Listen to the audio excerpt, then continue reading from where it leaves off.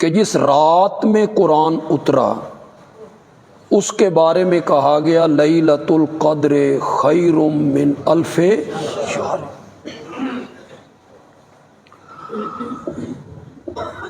کہ وہ 1000 مہینوں سے بہتر ہے۔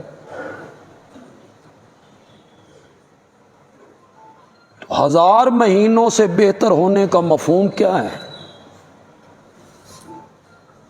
1000 مہینوں سے بہتر ہونے کا مفہوم یہ ہے کہ پہلی امتیں 1000 مہینے عبادت کر کے جتنا میرے قریب ہوتی تھیں، میرا قرب تلاش کرتی تھیں، امت محمدیہ صرف ایک رات میں اتنی میرے قریب ہو جاتی۔ وہ سفر ایک رات میں طے کر لیا جو سفر پہلی امتیں 1000 مہینوں میں طے کیا کر۔ تو یہ جو قرآن ہے اور روزہ ہے، یہ دونوں قرب الہی کا کیا ہے؟ ذریعہ۔ ان کے ذریعے بندہ اللہ کے قریب ہوتا ہے۔ میں کئی دفعہ بیان کر چکا ہوں کہ قرآن نے کہا وَاعْتَصِمُوا بِحَبْلِ اللَّهِ جَمِيعًا، سارے مل کر اللہ کی رسی کو پکڑ لو۔ وہ اللہ کی رسی کیا ہے؟ حبل اللہ کیا ہے؟ یہ تو نہیں ہے کہ اللہ کی کوئی رسی لٹک رہی ہے جس کو ہم نے مل کے پکڑنا ہے۔ تمام مفسرین نے کہا حبل اللہ اے کتاب اللہ۔ وہ کیا ہے؟ یہ حبل اللہ ہے، یہ اللہ کی رسی ہے۔ اس میری بات کو ذرا توجہ سے سنیے گا، ذرا ڈوب کے فکر کر کے سنیے گا، سرسری نہیں سننا، اس کا لطف لینا ہے آپ نے۔ یہ رسی ہے، اللہ نے عرش سے لٹکائی ہے زمین کی طرف۔ اس رسی کا اوپر والا سرا اللہ کے ہاتھ میں ہے اور نیچے والا سرا قرآن پڑھنے والے کے ہاتھ میں۔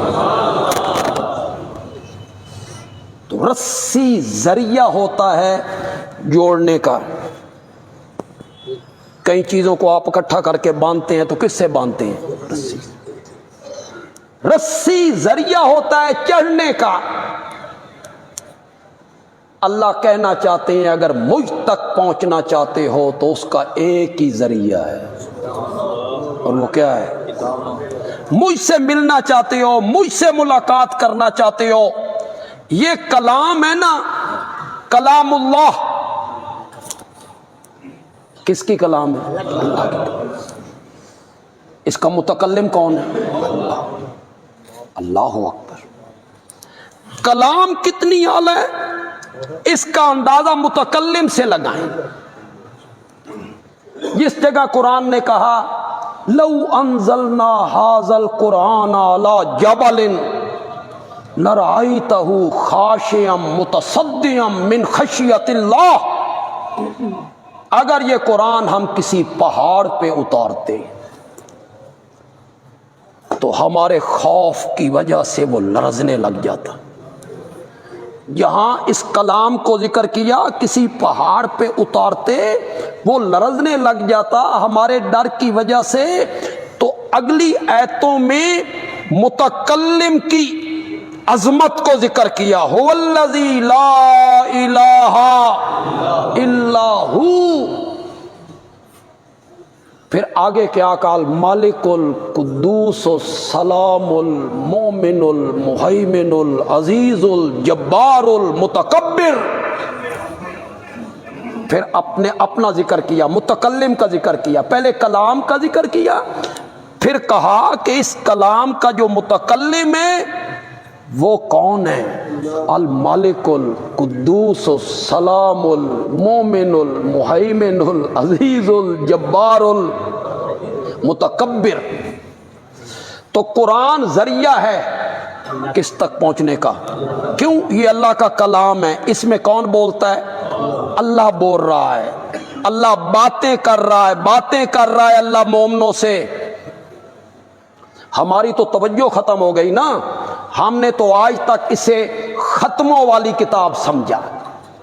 یہ ختموں والی کتاب ہے، یہ پیچھے سے بخش کے مردوں کو بخشنے والی کتاب ہے، یہ عدالتوں میں سر پہ رکھنے والی کتاب ہے،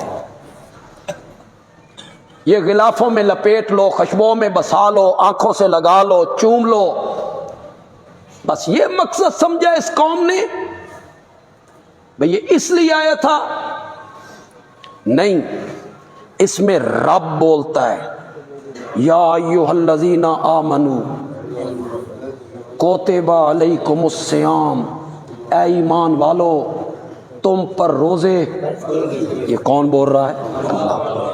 اللہ لوگوں سے کیا کر رہا ہے؟ باتیں کر رہا ہے، اللہ لوگوں سے گفتگو کر رہا ہے، اللہ لوگوں سے کلام کر رہا ہے۔ یا ایھا الذین آمنوا اتقوا اللہ، اے ایمان والو اللہ سے ڈرو۔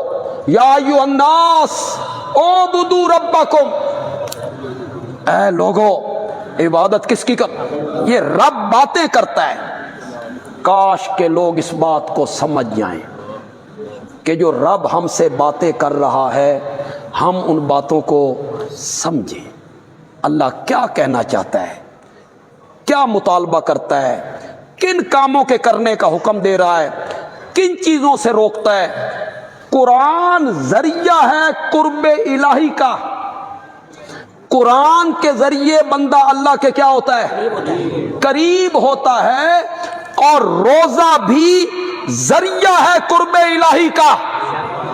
روزے کے ذریعے بندہ اللہ کے کیا ہوتا ہے؟ قریب۔